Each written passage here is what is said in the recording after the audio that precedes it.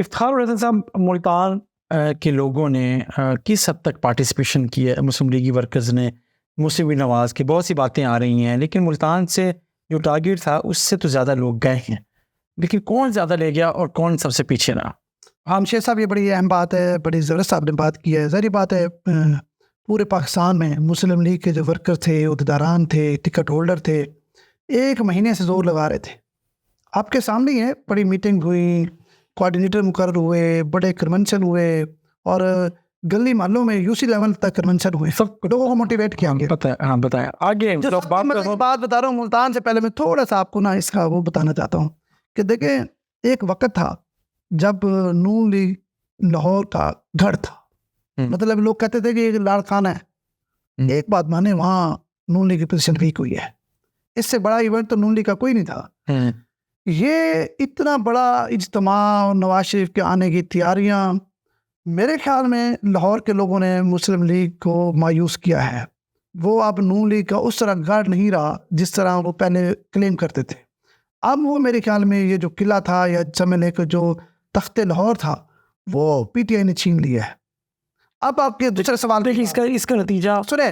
अब इसका अंदाजा आप पहले से कैसे कह सकते? मैं इससे कह सकता हूँ कि ये जो जलसा था, ये इलेक्शन था भाई, इसमें लाहौरियों ने बहुत कम तादाद में शिरकत की है। जमशेद साहब पूरी बात सुने मेरी सर। देखें, जनूबी पंजाब और सिंध के लाहौर में बात कर लूँ अगर इजाज़त हो? हाँ लाहौर। देखिए, लाहौर की जब हम बात करते हैं, आप कह रहे हैं कि जी बस वो पीटीआई ने वो किला छीन लिया है, ऐसा नहीं है। मेरी अपनी ज़ाती राय, इस किला छीना है या नहीं छीना, इसका अंदाज़ा हम 2024 के इलेक्शन में लगाएंगे ना। अब चीज़ें करें, लेकिन आपकी बात, आप हम ये कह सकते हैं कि इस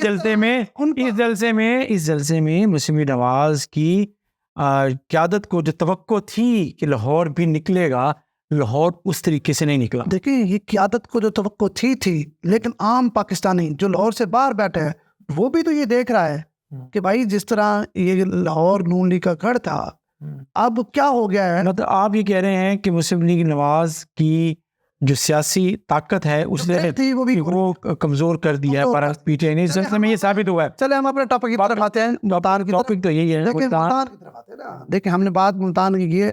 जमशेद साहब, इस दफा मुल्तानी छा गए हैं। आपको ये खबर दे रहा हूँ, मुल्तानी ऐसे छाए हैं कि मुल्तान जिला की मैं बात कर रहा हूँ। मुल्तान जिला का टारगेट था 6000 लोग, 5 से 6000 लोग। ये टारगेट रखा गया था कि 5 से 6000 लोग डिस्ट्रिक्ट मुल्तान से आएंगे। मैं मुल्तान रीजन की बात नहीं कर रहा। रीजन में तो फिर बिहाड़ी भी आता है, डिवीजन लोधरा भी आता है, खानेवाल भी आता है। ये जिला मुल्तान नहीं कैसे छा गया? पहले मैं बता रहा हूँ ना, 6000 का टारगेट था, 18000 लोग यहाँ से गए। ये वो फिगर बता रहा हूँ जो मुख्तलिफ एजेंसियों ने और हमने खुद इस चीज को वेरीफाई किया।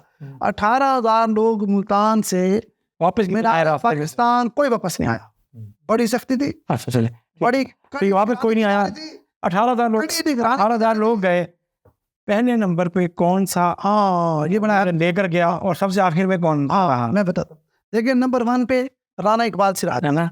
राना इकबाल सिराज का इतना मुनज़्ज़म, और उसकी बस की कोई सीट खाली नहीं थी। अच्छा, देखिए, अच्छा 30 से ज्यादा उसकी बड़ी बसें थी। अच्छा, और कोई बस की सीट खाली नहीं थी अंदर। ये आपको वो बात बता रहा हूँ जो वेरीफाई किया गया जिसको। ओके, आपको पता है वहाँ पे हर किसी के जुलूस को रोका गया है। शाम कोट चेक किया गया है कि ये आपका जा रहा है, कितने लोग हैं। तो सबसे नंबर 1 तो रहा है राना इकबाल सिराज। सही। उसकी 30 से ज्यादा बसें थी बड़ी, और इतनी उसके पास गाड़ियां थी अपनी। मतलब ये बहुत ज्यादा तादाद में बता रहा हूँ। दूसरे नंबर पे आ गया मलिक अब्दुल गफ्फार डोगर साहब। अच्छा, अब्दुल गफ्फार डोगर और सलेमान नईम, इनके जुलूस और तादाद तकरीबन बराबर थे। अच्छा, इन दोनों का नंबर 2 है। नंबर 1 पे इकबाल सिराज है, नंबर 2 पे गफ्फार डोगर है, फिर नंबर 2 पे सलेमान नईम है। तीसरे नंबर पे आपको हैरत होगी कि सबसे बड़ा जुलूस तीसरे नंबर पे मलिक अहमद हुसैन डेयर का था। अच्छा, और जो अभी शामिल हुए हैं दोबारा। हुसैन डेयर ने सबसे जो उसकी अहम बात है, ये सारे लोग अभी नाश्ते कर रहे थे, वो तैयार होके वहां पहुंच गए थे। सबसे पहले जाने वाले मलिक अहमद हुसैन डेयर के लोग थे। अच्छा, उनका काफिला था। और वो भी बड़ा मुनज़्ज़म था। उसकी बस कोई सीट खाली नहीं थी। लोग बड़े पुरजोश और बड़ा उसने मतलब जबरदस्त तैयारी की हुई थी उसने। चलो यार, इसको छोड़ दें कि पहले दूसरे तीसरे नंबर पे कौन सा रहा।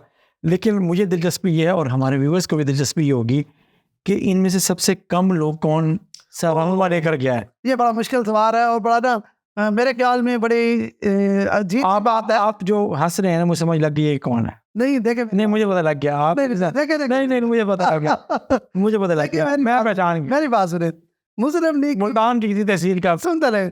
मुस्लिम लीग का मसला यह है कि जिस मुस्लिम लीग ने जिन लोगों को बना के यहाँ खड़ा किया है वो मुस्लिम लीग को सपोर्ट नहीं कर रहे। नए लोग हैं, कुरान इकबाल सिराज तो कभी एमपी नहीं बना, अहमद हुसैन डेढ़ भी कभी नून लीग से एमएलए नहीं बना। पहले तो बार जीतेगा भाई, जीतेगा नून लीग से जीतेगा। और इसी तरह कफा डोगर खैर पहले भी नून लीग में जीत भी चुके हैं। मशीद सलमान नईम में दूसरा, सलमान नईम भी मुस्लिम लीग के मेरे ख्याल में पहला इलेक्शन होगा, अभी जीते नहीं है, हार गए थे। पहले पीटी आजाद लेकिन इलेक्शन लड़े तो थे दूसरा इलेक्शन।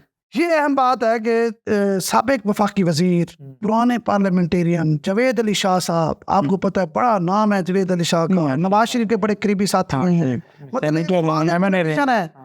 पॉलिटिशियन है। फिर उनके भाई डिस्ट्रिक्ट के वाइस चेयरमैन रहे हैं, अब भी वो 2 डिस्ट्रिक्ट के चेयरमैन, मैं कह रहा हूँ वाइस चेयरमैन, जिला काउंसिल के chairman, vice chairman, district vice chairman भी रहे हैं, चेयरमैन कभी नहीं, डिस्ट्रिक्ट के वो वाइस चेयरमैन रहे हैं। अच्छा, फिर अब वो 2 टिकट के जो है ना तलबगार हैं, मतलब उनकी डिमांड है कि पार्टी हमें 2 टिकट्स दे।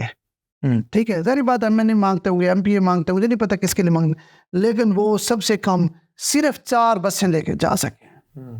ये मैं नहीं कह रहा, ये एजेंसियों, चलो आपने तो 200 लोगों का कहा था, 200 लोग तो ले गए। मुख्तलिफ एजेंसियों की रिपोर्ट, आपने 200 लोगों का कहा, आपके मुताबिक 200 लोगों को हर एमएनए कैंडिडेट को दिया गया था, वो उन्होंने टारगेट तो पूरा किया। नहीं बना नहीं आता, नहीं 50 बना तो आता है, यूं तो नहीं 40 सीटें होती है, नहीं 40 सीटें खड़े भी लोग गए, अरे वो रात में लोग फॉर्म चढ़ाओ भी जाते हैं, खड़े गए ना, ऐसे ना करें, ऐसे जो टारगेट था उन्होंने पूरा किया। हाँ आप ये कह सकते हैं कि आपकी रिपोर्ट के मुताबिक कम है।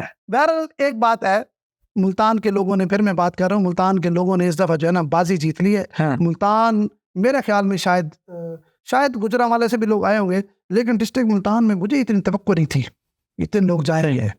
मतलब 6000 था, मुझे ये था कि 5 भी नहीं होंगे, लेकिन 18,000 लोगों का जाना ये बहुत बड़ी। इस पर आपको खुशी है या हैरानी है? मुझे हैरान किया। नहीं आपको खुशी भी लाना, खुशी भी चलो मान ले, मुझे तो इससे कोई नहीं, सियासी एक्टिविटी है, जिस पार्टी की भी एक्टिविटी होगी हमें तो कोई देखिए हम। लेकिन आखिरी बात, आप समझते हैं कि जो लोग इस तरीके से इन्वॉल्व होकर लोगों को लेकर गए हैं, उनको इस सियासी इंतखाबात, अब जो आगे वाले इंतखाबात हैं, इस सियासी माहौल में और इंतखाबात में उसका फ़ायदा होगा? बिल्कुल होगा फ़ायदा। देखिए उनकी पूरी रिहर्सल हुई है 1.5 महीना, ठीक है, डोर टू डोर गए हैं, लोगों को मोटिवेट किया है, लोगों को कैंपेन चलाई है, उनको बताया कि मैं संसद से उम्मीदवार हूँ। आप कह रहे हैं कि अपनी ताकत शो की है इसके मुताबिक। चलें, बहुत शुक्रिया।